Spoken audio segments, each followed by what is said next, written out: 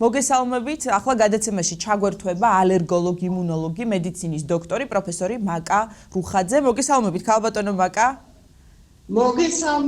მოგესალმებით, დიდი მადლობა. დიდი მადლობა თქვენ გადაცემაში ჩართვისთვის. სეზონური ალერგიები და იმუნიტეტი ეს არის ჩვენი საუბრის თემა. სწორედ აი ამ თემებზე გვინდა რომ დაგისვათ შეკითხვები ამ თემებთან დაკავშირებით. მით უმეტეს აი ამ გავრცელებული კორონავირუსის ფონზე მეტად უფრო აქტუალური ხდება იმუნიტეტის საკითხი, ასევე სეზონური ალერგიების თემა და აი პირველ რიგში მინდა გკითხოთ სეზონურ ალერგიებზე.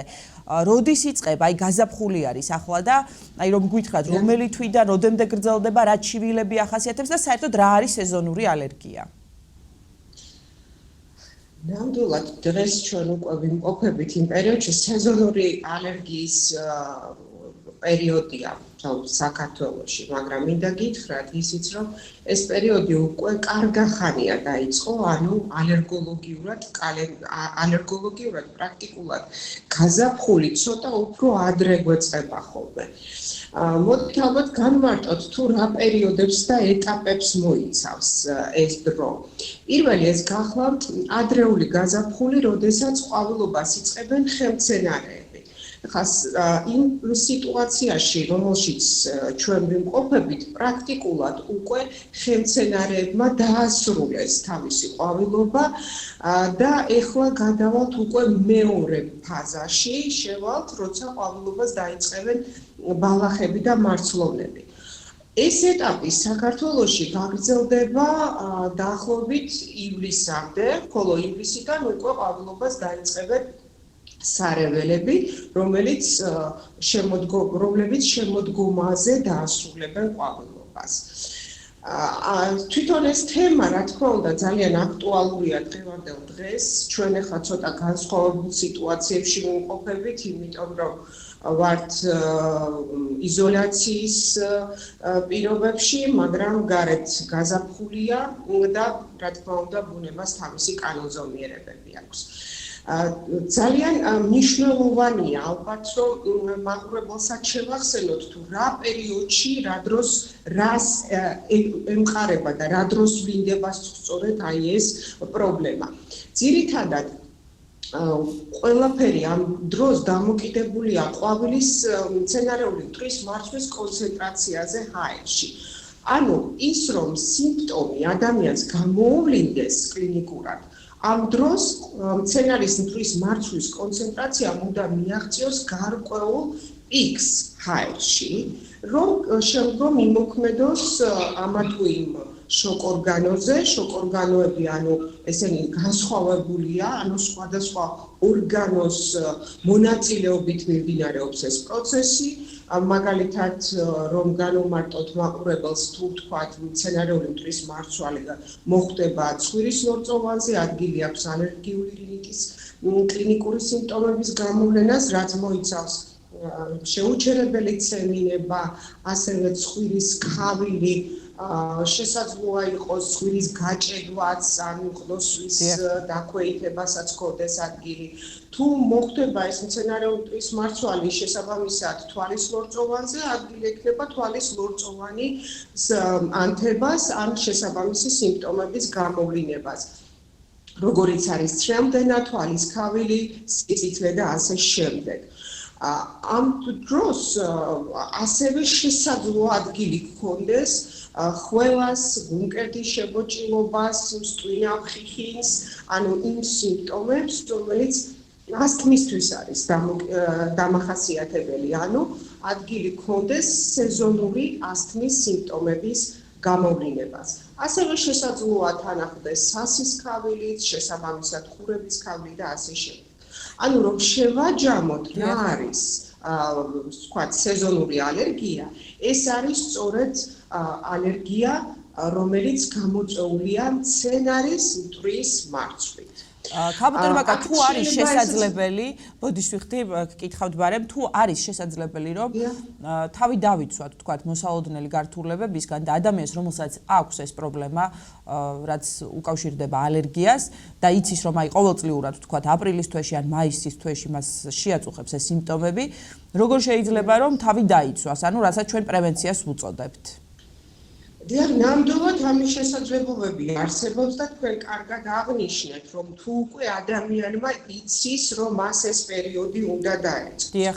ანუ ჩვენ მივდივართ და ალბათ უნდა კიდევ შევახსენოთ ჩვენ საზოგადოებას, რომ თუ ეს სიმპტომები, რა თქმა უნდა, მათ აქვთ გამოხატული, აუცილებელია და დადგენილი აქ ცოტა საქმე უკეთავს. მაგრამ თუ თქვათ ეჭვიათ და ჯერ დადგენილი არ არის, რომ ნამდვილად არის სეზონური ალერგია, ანუ პოლინოზი, ამ შემთხვევაში აუცილებელია მიმართონ დროულად ექიმ-ალერგოლოგს, რათა მოხდეს თანამედროვე მეთოდებით სპეციფიკური, ანუ ალერგოდიაგნოსტიკის ჩატარება და შესაბამისად აი ამ ალერგენის დადგენა, რაზეც ეჭვი აქვს ადამიანს.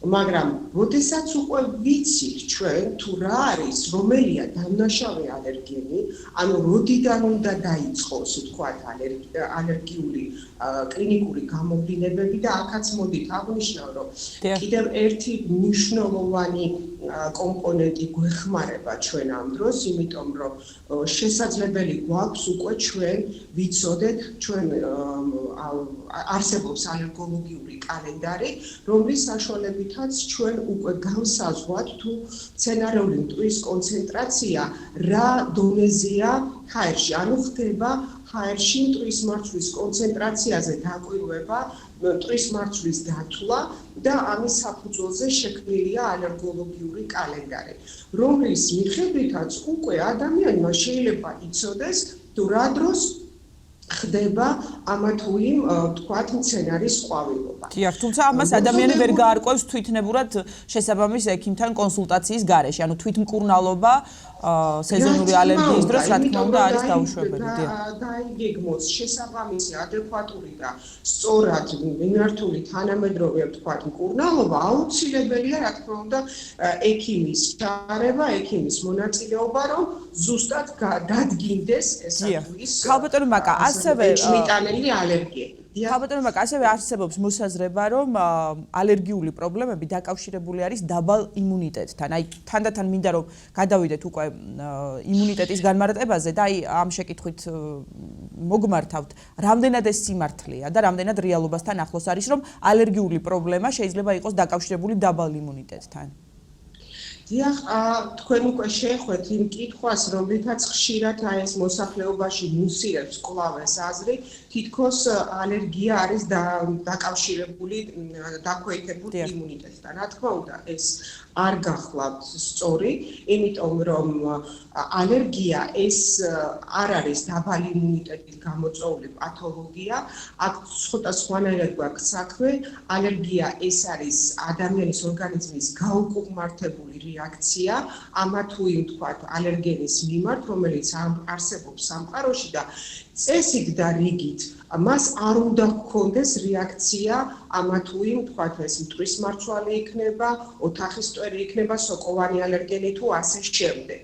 მაგრამ იგი ავლენს, ასე რომ ვთქვათ, გაუკუღმართებულ რეაქციას და ვლინდება ის კლინიკური სიმპტომები, რაც უკვე ზემოთ აღვნიშნეთ, ხოლო იმუნიტეტი ეს არის ორგანიზმის თავდაცვის უნარი და სწორედ კაცობრიობა რაც არსებობს იმუნიტეტს ძალიან დიდი როლი აქვს. ეს არის ერთ-ერთი ყველაზე ასე რომ ვთქვათ მნიშვნელოვანი ორგანო, რომელიც ფუნქციონირებს და მასში სხვადასხვა იმუნოკომპეტენტური ორგანოები იღებენ მონაწილეობას, როგორც ცენტრალური, ასევე პერიფერიული ორგანოები, რომლებიც აწესრიგებენ აი ჩვენს ორგანიზმში ჩვენი ორგანიზმის დაცვის უნარიანობას და სწორედ ეს სისტემები მოქმედებენ შეთანხმებულად, კოორდინირებულად, როცა ჩვენ საუბრობთ ჯანსაღ და ასე რომ ვთქვათ კარგი იმუნიტეტზე.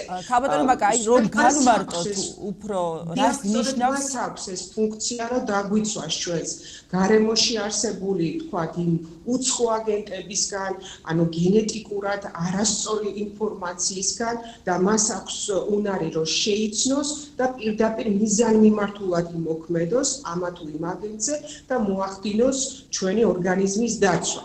დიახ, ხალბატონებმა კაი ბოლო პერიოდში ძალიან ხშირად გვესმის, ხო ისედაც, მაგრამ აი ხა განვითარებული მოვლენების ფონზე განსაკუთრებით ჯანსაღი იმუნიტეტი, მაღალი იმუნიტეტი, სუსტი იმუნიტეტი, დაქვეითებული და ასე შემდეგ. აი უფრო რომ განმარტოთ დეტალურად, რას ნიშნავს იმუნური სისტემის სწორი პასუხი ამა თუ იმ გამაღიზიანებელზე თუ ვირუსზე თუ ბაქტერიაზე და ასე შემდეგ. აი რას ნიშნავს ადამიანს კონდეს ჯანსაღი იმუნიტეტი?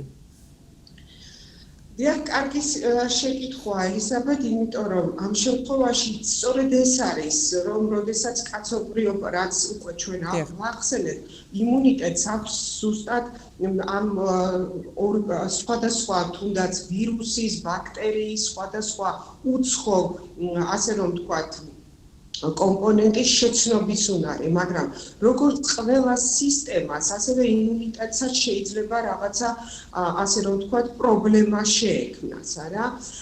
ეს რაში მდგომარეობს? სწორედ ალბათ აქ უნდა აღნიშნოთ ის ადამიანის ვთქვათ, ჩარევა, რომელმაც ადამიანმაც იმოქმედა, ანუ ჩვენ ბუნებას ვექცევით არასწორად. ანუ ჩვენ მოქმედებთ მასზე, ასევე სწორედ ის ძირითადი კატაკლიზმები, რაც მსოფლიოში არსებობს, ხო, ეკოკატასტროფები, ასევე გლობალური დათბობობა, როდესაც ადამიანზე ამ ცივილიზაციის, ასე რომ ვთქვათ, შეტანა გარკვეულწილად მოახდინა გავლენა. ანუ იმუნიტეტსაც ისევე როგორც ყველა სხვა ორგანოს, რა თქმა უნდა, მდგრადია ეს, მაგრამ აქვს თავისი თავისებურებები. ანუ შეიძლება ეს პასუხიც შეიცვალოს იმის მიხედვით, თუ ვთქვათ, რაღაც ამ შემთხვევაში ცოტა სხვანაირად იმოქმედოს. ანუ რას გულისხმობ, რომ გარდა იმისა, რომ მას აქვს უნარი, რომ გაუნებელყოს ის ვთქვათ, ვირუსი იქნება, ბაქტერია იქნება თუ ასე შემდეგ, ასევე მან შეიძლება დაიწყოს საკუთარი ასე ქსოვილის ორგანოს მიმართ საპირისპირო მოქმედება. ამ დროს აქვს ადგილი სწორედ ისეთი რთული აუტოიმუნური პროცესების კლინიკურ გამოვლინებას, რომელშიც სწორედ იმუნურ სისტემას დიდი როლი მიუძღვის. აგრეთვე შეიძლება აღნიშნოთ, რომ თქვენ ძანეთ, რომ რაღაცა ფაქტორები მოქმედებს, არა? რა თქმა უნდა, უამრავი ფაქტორი მოქმედებს. ეს შეიძლება იყოს ასაკობრივი თავისებურებები, როგორც დღეს ახლა ჩვენ ვიმყოფებით, ვთქვათ, იგივე ვირუსული ინფექციების ზეგავლენა, სტრესი, გადაღლილობა, დაძაბული ცხოვრების რეჟიმი, ეს ძალიან მოქმედებს აი ამ, ასე რომ ვთქვათ, მნიშვნელოვან სტრესი აქვეითებს იმუნიტეტს, ხო? ესე სტრესთან დაკავშირებით მინდა გკითხოთ, აქვეითებს როგორც ვიცით იმუნიტეტს. სწორია ეს შეფასება? ეს იწვევს იმუნიტეტის დაქვეითებას, ანუ შესაბამისად სტრესული გარემო, ვირუსული ინფექციები, ასევე სხვადასხვა ზემოქმედება, რომელიც ხდება გარემოში, ეს მოქმედებს ორგანიზმის იმუნურ სისტემაზე, ანუ მისი ბრძოლის უნარიანობა შეიძლება დაქვეითდეს. სწორად რომ იმოქმედოს ჩვენმა იმუნურმა სისტემამ, ამას ძალიან დიდი მნიშვნელობა აქვს მთელ რიგ თავისებურებებს, ანუ ადამიანში. ანუ ხშირად ისმის ხოლმე ეს კითხვები, რომ რა ვქნათ, როგორ აი ზუსტად ეს მინდოდა მეკითხა, რა ვქნათ, რომ ჩვენი ორგანიზმის იმუნური სისტემის რეაქცია იყოს სწორი, იყოს ჯანსაღი, გქონდეს ჯანსაღი იმუნიტეტი. ამისთვის რა უნდა გავაკეთოთ? აი თქვათ გვესმის ჩვენ რომ სწორი კვება, ხომ? ჯანსაღი ცხოვრების ჯანსაღი წესი და ასე შემდეგ. მაგრამ ეს ყველაფერი მაინც პირობითია, მით უმეტეს თუ კი ალერგიაზე ვისაუბრებთ, თქვათ იგივე ის ჯანსაღი საკვები, თუნდაც C ვიტამინი ვიღაცისთვის შეიძლება ვერ იღებდეს უბრალოდ მისი ორგანიზმი, ანუ ამ ვიტამინის საკვების სახით. აი ამ შემთხვევაში თქვენ როგორც ალერგოლოგს, როგორც იმუნოლოგს, რა რეკომენდაციები გექნებათ? ბუნებრივია ინდივიდუალური მიდგომიდან გამომდინარე ხდება ეს ყველაფერი, მაგრამ აი ზოგადად რა შეგიძლიათ გითხრათ? და აქვე გკითხავთ, ბარემ, აი ხალხური მეთოდები, ვთქვათ, იმუნიტეტის გაძლიერების, აი ამაზე რა აზრის ბრძანდებით, იგივე ფუტკრის რძე იქნება ეს თუ სხვა საშუალებები, იგივე ნიორზეც საუბრობენ, ხო, აი ვირუსთან ბრძოლას რაც ეხება. დიახ. კეთილი. ანუ დღევანდელ დღეს კიდევ უფრო აქტუალური გახდა ეს თემა, იმიტომ რომ როგორ შევინარჩუნოთ, როგორ გავიჯანსაღოთ, ჩვენ როგორ გაჯანსაღდეს, გაკაშდეს ჩვენი იმუნური სისტემა. თქვენ სწორად ბრძანეთ, იმიტომ რომ ეს ხდება ინდივიდუალური მიდგომით, აუცილებლად, მაგრამ ამავდროულად კომპლექსური მიდგომითაც. აქ ერთ კომპონენტზე ჩვენ ვერ ვისაუბრებთ. რა თქმა უნდა, ძალიან დიდი მნიშვნელობა ენიჭება კვება, კვებას, მაგრამ მარტო კვება ცალსახად არა, ეს კვება დამოკიდებული ასევე ორგანიზმის ნივთიერებათა ცვლაზე, ხო, აი ამ მეტაბოლურ სისტემაზე, ასევე ჩვენი ორგანიზმის მიკროფლორაზე. რეკომენდაცია რაში მდგომარეობს? ეს რეკომენდაციებიც უნდა ეყრდნობოდეს, რა თქმა უნდა, მაღალმტკიცებულებებს, ანუ სანდო უნდა იყოს ეს რეკომენდაციები. თქვენ რაც ბრძანეთ, ის ხალხური ეგრეთ წოდებული სიბრძნეა თუ ხალხური თქვა დამოკიდებულება შეიძლება გამოვიყენოთ, მაგრამ ალბათ როდესაც აი ასეთ საკითხებზე ჩვენ საუბრობთ, პირველ რიგში უნდა დავასტუროთ და გამოვხატოთ ის რეკომენდაციები, რომელიც ემყარება ძალიან მაღალმტკიცებულებებს. ამ შემთხვევაში ისიც უნდა გავსაზღვროთ, რომ ჩვენ რომ ვებრძოლოთ, ანუ იმუნიტეტის ასეთი იმუნოსტიმულატორები ეწოდებათ, ასეთ ნივთიერებებს იმუნომოდულატორები, ჩვენ ამით დიდად განებივრებულები არა ვართ. ერთადერთი რაც კაცობრიობას ყველაზე ასეთი დიდი იარაღი ამისთვის გააჩნია, ეს არის ვაქცინაცია, ანუ აცრები. კონკრეტულ სიტუაციაში, რომელშიც ჩვენ ვიმყოფებით, ცხადია ჯერ აი ამ COVID-19-ის მიმართ არ არსებობს არც ეთიოტროპული მკურნალობა და არ არსებობს არც ვაქცინა, ხო, მოიხსენებათ. ამიტომ ჩვენ აუცილებელია რომ მივაწოდოთ მოსახლეობას ის რეკომენდაციები, რაც მაღალი სანდოობით გამოირჩევა. და ასეთი რეკომენდაცია არის, ბრძანეთ დაასრულეთ და შემდეგ კიდე. დიახ, მნიშვნელოვანია რომ ჩვენ კვება შევახეთ და გაზაფხულია და ადამიანმა რომელმაც უკვე გაიარა ზამთარი და ჩვენ კარგად ვიცით რომ ზამთრის პირობებშიც ასევე ეს მოქმედებს ზამთარიც გავლენას ახდენს ადამიანის ორგანიზმზე, მას სჭირდება ახალი ვიტამინები, რაც არის აუცილებლად საკვებში და უნდა იყოს საკვები ბოსტნეულით და ხილით მდიდარი. ანუ მნიშვნელოვანი არის სრულფასოვანი კვება. ანუ ეს ერთ-ერთი მნიშვნელოვანი კომპონენტია. აუცილებელია რომ ჯანსაღი საკვები იყოს რაციონი მდიდარი და უნდა მოვერიდოთ და ბავშვებიც უნდა მოვარიდოთ გაზიანსასმელებს, ასევე ადამიანებმა უარი უნდა თქვან მავნე ჩვევებზე.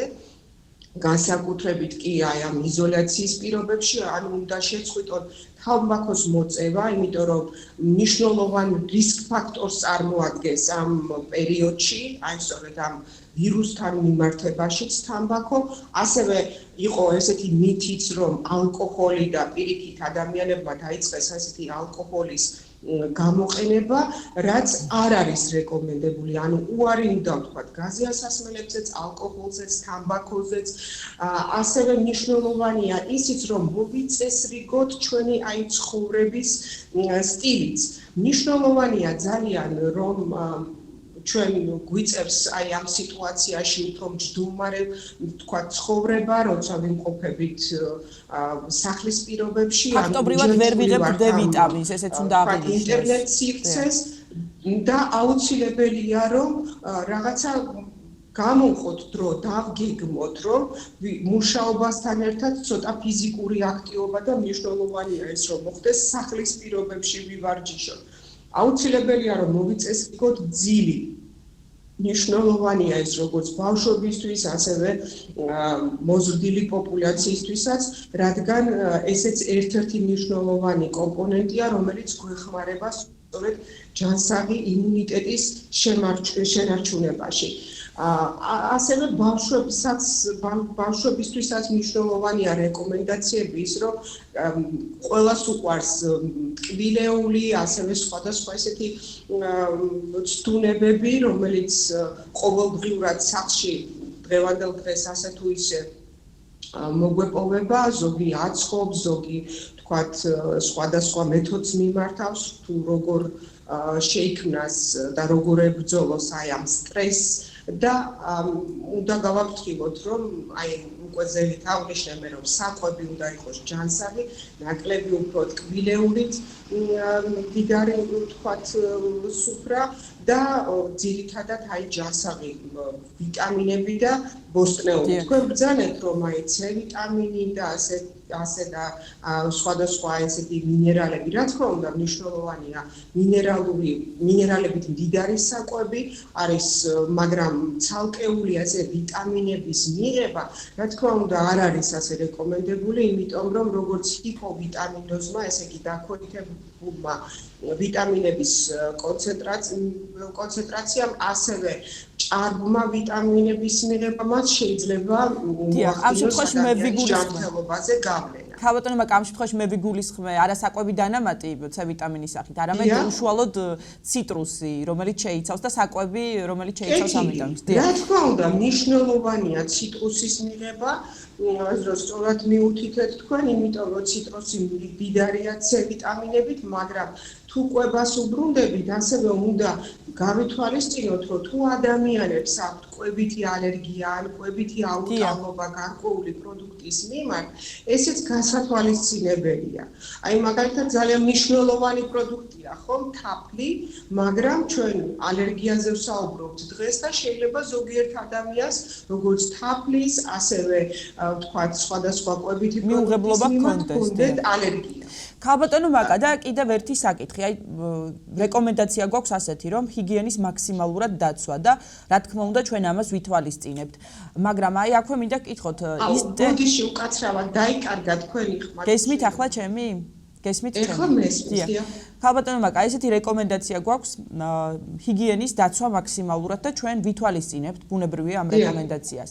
მაგრამ აქვე მინდა გკითხოთ, ისტერიული დეზინფექცია საგნების, თქვათ, იგივე საკვები პროდუქტის, ხშირად თქვათ, შეხება ქლორთან, რამდენად შეიძლება საზიანო იყოს იგივე ჩვენი იმუნიტეტისთვის და ასევე რამდენად შეიძლება ალერგიის კუთხით გამოიწვიოს გართულება.